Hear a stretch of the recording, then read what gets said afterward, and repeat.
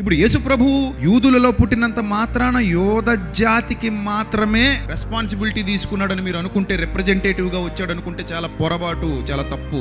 ఆయన రిప్రజెంటేషన్ అనేది ప్రపంచానికి సంబంధించింది, యూనివర్సల్ గా ఆయన ఆలోచన విధానం విస్తరించింది. అందుకే ఈరోజు ప్రపంచమంతా క్రొత్త నిబంధనకు క్రైస్తవులు ఉన్నారు, క్రొత్త నిబంధన ద్వారా పిలువబడుతున్న క్రైస్తవులు ఉన్నారు. పాత నిబంధన బోధ, పాత నిబంధన భావజాలం వద్దన్నాడు కనుకనే నాయనా ఇదిగో ఇది నా రక్తము వలనైనా క్రొత్త నిబంధన.